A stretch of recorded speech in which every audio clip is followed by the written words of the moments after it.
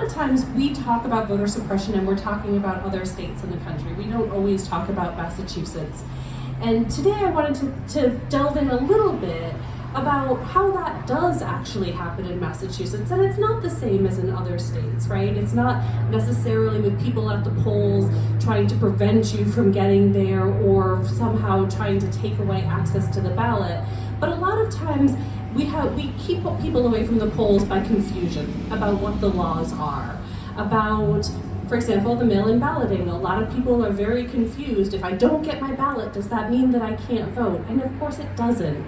There are things in place to protect people, to make sure if you don't get your ballot in the mail, you can still come and vote in person. You still can use early voting.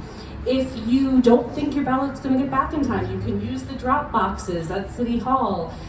You can go in and bring it in person. But these are ways that people are led to be confused about a system, which is why it's so important that we take what we have this election, this mail-in voting, the early voting, and we make it consistent for every election. Because every time we change things, it confuses people and it makes it just another reason for people to not go and vote. Another thing I've heard a lot about are whether people who have been formerly incarcerated are allowed to vote.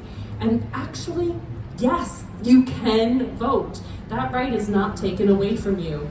We've been doing a lot of organizing this election to try and raise awareness about that, because a lot of people stay away from the ballot simply because they've heard on the news that that's not the case. But it's important to remember, elections are run by the states. They're not run by the federal government. And right now we have a president who's trying to pretend that that's not the case. Somehow there's one election and it's a federal election. No. All elections are run in the states. So in Massachusetts, if you have a prior conviction, you absolutely can vote. If you have family who is currently incarcerated and they are there because they have been sectioned, because they are pre-trial or being held on a misdemeanor, they absolutely have the right to vote. And that message is not getting out, which means that thousands and thousands of people in our state are being disenfranchised for simply no reason. So they're not the big stories, they're not the documentaries that you see about people being turned away from the polls, but Massachusetts does have things that we can do to increase voter participation, to make sure people know that they have access to that ballot, and to get that ballot into their hands.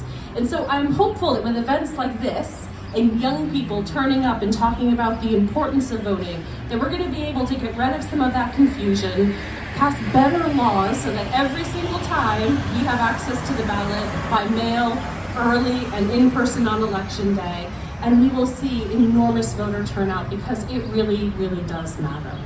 Thank you so much for having me here today, and thank you to the organizers for putting this together. It's appreciated.